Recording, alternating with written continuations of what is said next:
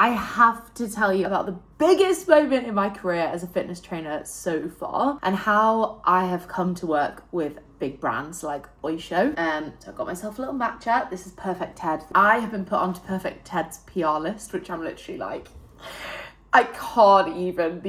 These are one of my dream brands. Like, if I ever got an ambassadorship for Perfect Ted, I would literally cry my eyes out. And they're sending it to me, so I'm just so excited. Like, oh, I can't believe that I've like started working with brands. I just feel so lucky and so buzzing, because I've been posting on Instagram for like quite a few years, and I feel like I'm just in the last year starting to take it really seriously, and I've got like 5.7k following on there, and lots of those are people that I know in person, like from teaching, so it's very like active community. I feel like they really know me, and that I provide some value around fitness and self-love. Yeah, and so I'm starting to get these partnerships from there, which is just amazing. But the thing I feel about Instagram is all very like hook.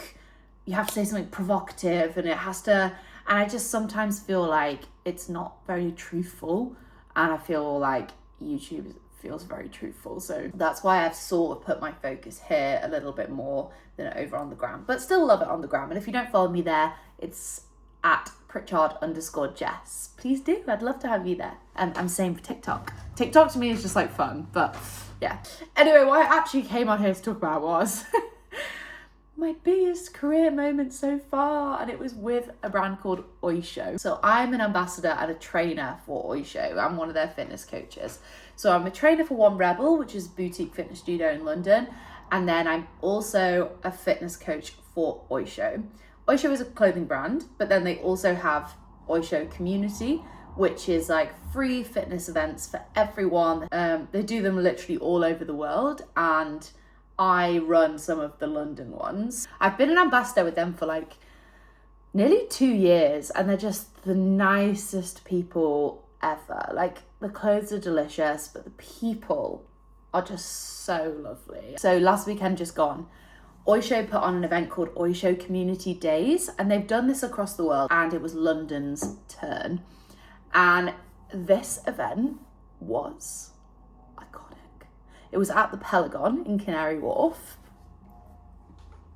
Insert pic here. And it popped off. Like, I genuinely felt like Taylor Swift. I can't even tell you. Mine was like ride with Jess Pritchard. And they said to me like, bring another trainer along to ride with you. And so I asked one of my best friends in the world, Scarlett. I got into this room. I was so overwhelmed. Bear in mind though, every Tuesday I teach spitting at One Rebel, and there are 80 people in the room. Like, it's a big room. I used to be an actor. I used to work in theatre for like thousands of people. The scale of this room, it's like this big glass building in Canary Wharf on the river, was just crazy. And like seeing all the bikes, like a sea of bikes, and then this little stage at the front. And there was like me, Scarlett, and then one of my other best friends, Taylor, was asked to DJ. So it was just like the Powerpuff Girls up there. Like, it was so fun. And I was able to choose the front row and like gift the front row kit from Oysho, which again, so then there was like all my best pals, trainers from One Rebel.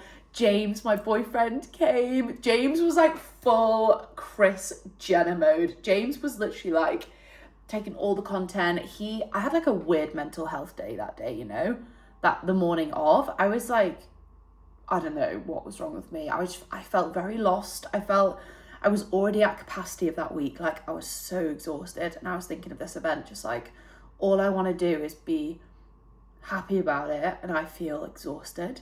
And James really helped me through that day. Like, he showed up as Bay that day, big time. He came over, and literally we were like forehead to forehead, and he said to me something like, what a turnaround, or like, I don't know, but he was just, that guy calms my nervous system like nothing else. We love James. It was like a 4-minute countdown. Me and Scarlett stood by the doors outside. We're like, ooh. Bear in mind, we've been in hair and makeup. We've been given the full VIP treatment. Like, never in my life. It was so fun. And yeah, this countdown, and then it gets to 10 seconds, and there's like this heartbeat starts playing. The room's like red flashing. And then we come on, And I'm like, and everyone's like, wow. It's like, oh my God.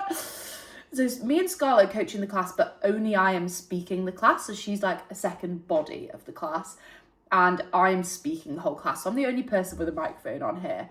The pressure to like, it's almost like emceeing, like you have to like rally. But everyone was so kind and so fun and so caring and like just so full of life.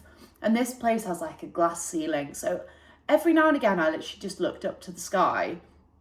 And this is like the romantic in me, but I was just like, oh my goodness, like how incredible, like how lucky, what a core memory. I lost my dad when I was 24 and I'm 30 now. And it's these sorts of moments are always bittersweet for me because like, you know, I called my mum after and my mum's so excited about it. And although she couldn't get down to the event, but like I can show her all the videos, she's like there for it, you know?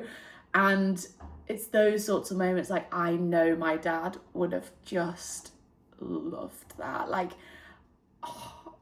he would have loved that. And so I had a little moment even during the ride. I was just like, oh God, I just knew he maybe was watching that. Like he would have been proud as hell. And there's 2 songs towards the end. I'll put my playlist actually in the description called Wings, Birdie. And there's a lyric that says, in the moment, we're 10 feet tall. And I could feel everyone like embodying this lyric. And I felt that way as well. Like I felt like I was 10 feet tall in this room. And I've said take up your space for years and years and years. And I genuinely felt like I was taking up my space. So how did I even start working with Oysho? Here's where maybe this might be helpful for you and not just self-indulgent from me. Years ago, Oysho approached One Rebel to be like a partner studio for them to host the Oysho community events every few weeks. And they wanted an ambassador. And One Rebel sent across all of their trainers. And then they chose me, which is like my claim to fame. I'm like, they chose me. Woo! And then all of these opportunities have just come from Oysho. Predominantly though, the opportunities have come from One Rebel. So if you are looking to like make a career in fitness, I think there's so much work on social media and online coaching, but I really do see a lot of value in like getting in there and physically doing the work, like whether that's working on a gym floor as a PT and whether that is finding and attaching yourself to some established boutique studios. Because any brand that I reach out to, like Perfect Head and those, like, yes, I think they're saying yes because of my fitness and self-love vibe on social media, but also because I'm attached to One Rebel. And I'm not naive in that. Like, I know that that is part of the value because you're then on display for, you know, hundreds, if not 1,000 people a week. And you also just learn loads interacting with like actual people. Yeah, if you are just starting out or thinking about a career in fitness, and I didn't pivot across to fitness, like I kind of throughout my early 20s did acting and fitness at the same time,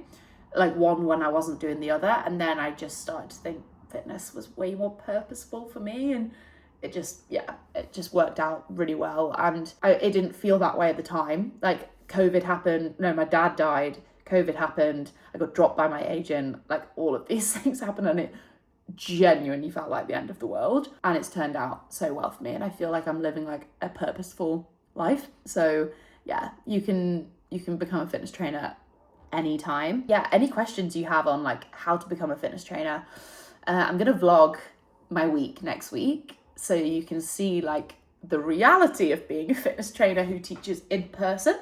Because although you get really cool opportunities like this, especially in London, it is mostly getting up at 5 a.m. That's mostly the vibe.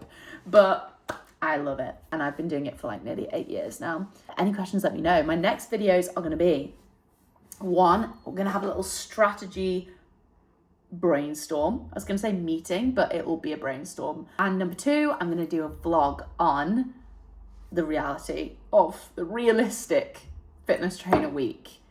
So you can have a nosy. Oh, I love you. Thank you so much for being here. And if you're not already, please subscribe, please like, and let me know what you want to see. Hope you have a great